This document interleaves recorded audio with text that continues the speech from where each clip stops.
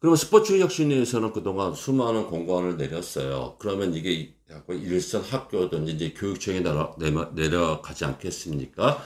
그러면, 체육에 담당 학교 체육 같은 교육청에서 발표를 하죠. 저는 이걸 보면서 지난 2019년 9월 19일 날 언론에 대한 발표를 보면서 서울시 교육청의 내용을 보면서 깜짝 놀랐어요.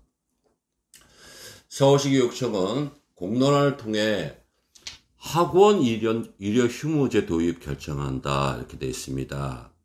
그래서 지난번에 이영선의 성동원 블로그 칼럼에서도 언급했듯이 자 조희연 교육감께서 조희연 교육감이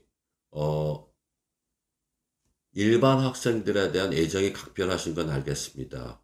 사교육에 힘드니 이럴 만큼은 주자는 얘기잖아요. 그래서 학원을 상대로 해서, 그 다음에 여론조사를 하면서 학생은 뭐 45%, 뭐 F%, 그 다음 학부모 20% 당사자들의 의견을, 조합을 해서, 그 다음에 여론조사를 하면서 나중에 발표를 한다는 내용이에요. 자, 그럼 나는, 조희연 교육감의 그 방법 옳다고 봅니다. 그런데, 학교 체육, 우리 학생 운동선수는, 에 대한 내용들은 빠져 있어요. 이 사람들은 이 표본에는 우리 학생 운동선수가 빠져있다는 얘기, 여기는 뭐 우리 애들이 그냥 치사도구인지 뭐 이렇게 생각을 하시는 것 같아요. 그 이유는 뭐냐면, 자, 스포츠 혁신위에서 뭐라고 얘기했습니까?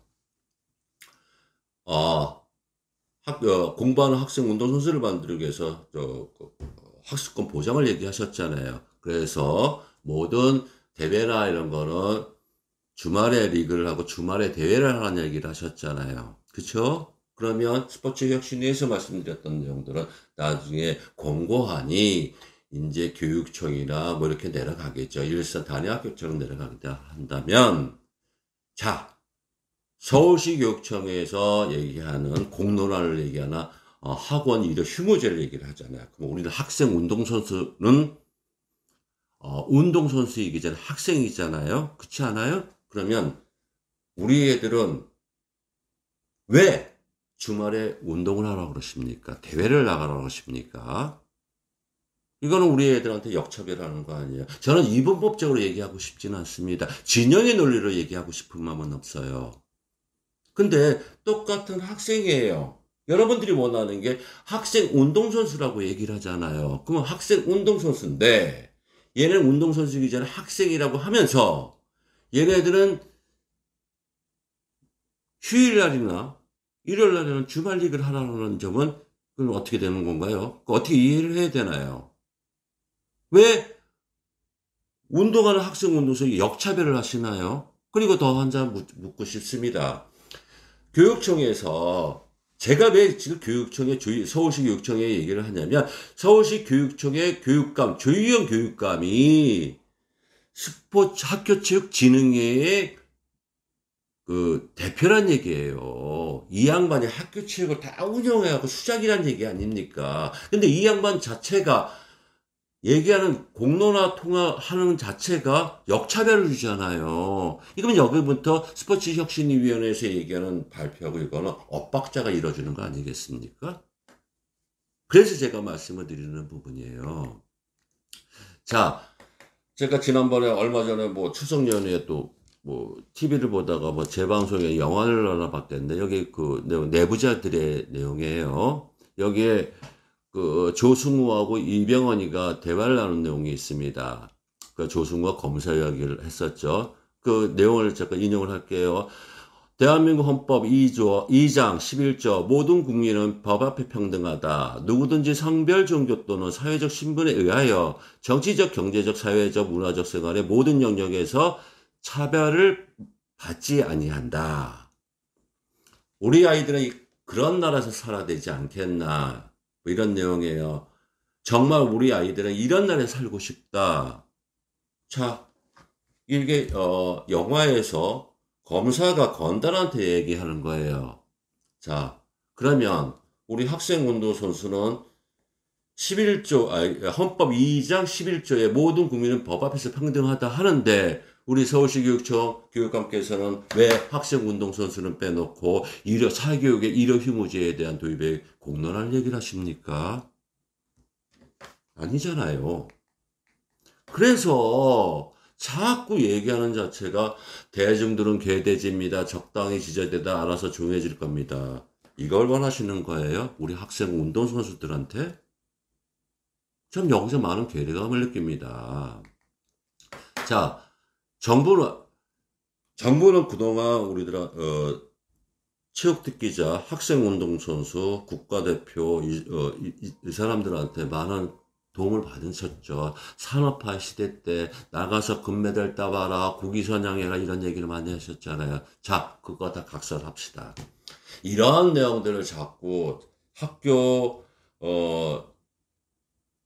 체육에 대한, 엘리트 체육에 대한 이런 체육특기자에 대한 이런 문제들은 여러분들까지 리그를 보내주시면 우리 학부모들하고 현장에 있는 우리 주인공들에게는 눈과 귀를 가리는 얘기들이에요. 언제 이 사람들한테 눈과 귀를 끼워주실 거예요? 아니잖아요. 자, 그러면 야, 니네들 무조건 내 말 듣고 따라와 이렇게 하시는 거예요. 이건 아니지 않습니까? 자, 일개 예를 하나 들어드릴게요. 제가 관계되는 야구계에 대한 내용입니다. 주말 리그가 벌써 이제 10년째가 들어가요. 2011년부터 했으니까 9년째가 들어갔죠. 이거 2010년 내용이에요. 그래서 주말 리그 뭐 똑같아요. 이렇게 야구판에 들어오고 체육계에 들어왔을 때 보면은 다 주의를 만들어요. 뭐 아젠다를 바꾸는데 한번 일정을 한번 볼게요. 1차 회의는 2010년 2월 18일 날부터 시작을 했어요. 그래서 7차 회의까지 합니다. 그래서 5월 14일 날 끝나요.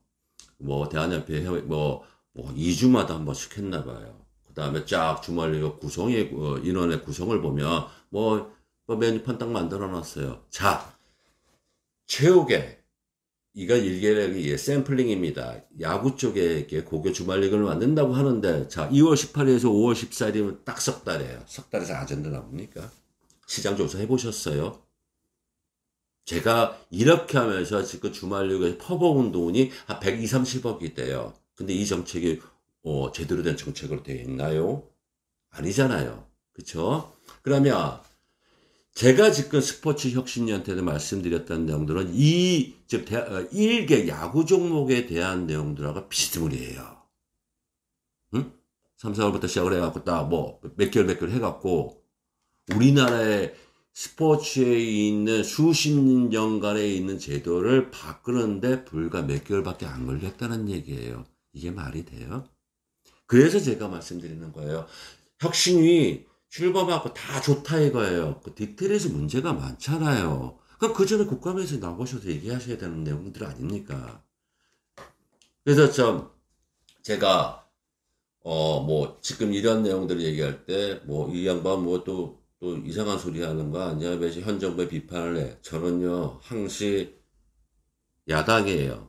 그 다음에 보수 정권들이 있을 때도 저는 심각하게 질타를 했습니다. 저는 무소속이에요.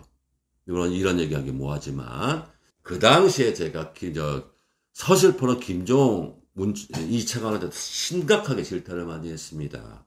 그건 여러분이 이영선의 성동원들 칼럼을 보시면 알 거 아니에요. 응? 왜, 체육의 적폐로 얘기하는 김종이 왜 치권들이라고 체육단체 장악한다, 저항 나왔고 이런 얘기도 발표하고 어차피 쓰러지는 내용도 다 제가, 제도권에서 싸우면서 그걸 언급했었습니다. 그런데 지금 체육혁신위가 혁신을 얘기한다면서 현장에 주인공들이 빠져 있다는 얘기들이에요.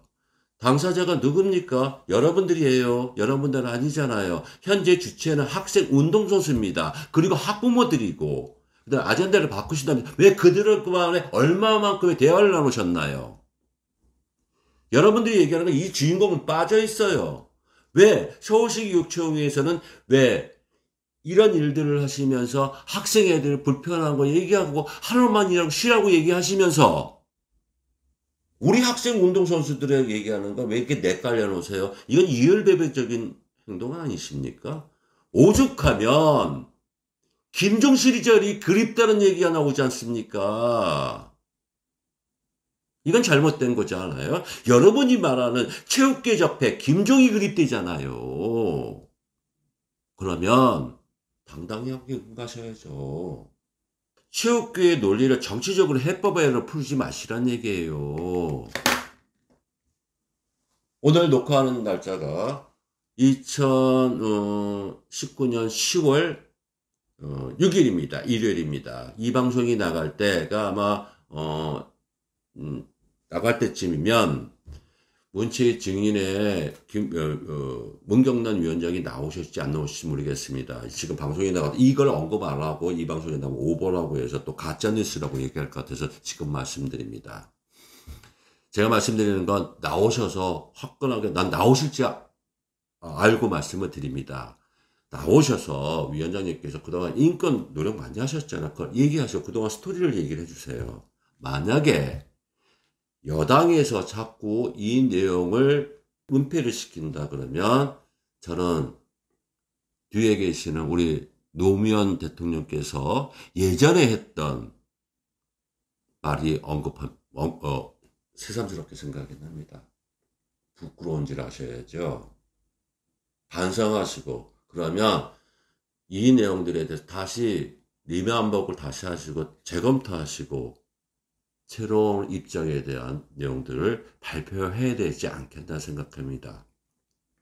여러분들이 얘기하시는 거 고맙게 잘 했어요.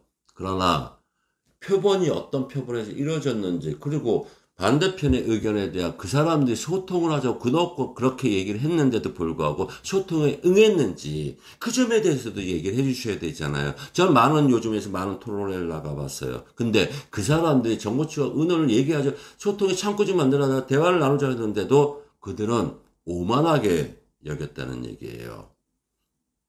완장 쳤다고 하면 다 안지. 완장 쳐면 다 세계까지 알려드립니까? 그건 아니잖아요. 저는 이 방송을 마치면서 고인이 되신 노무현 대통령께서만 말씀하신 부끄러운 줄 아셔야죠. 라는 말이 이 국정감사에서 다시 반복되지 않기를 바랍니다. 이영선의 성동원두였습니다. 시청해주셔서 감사합니다.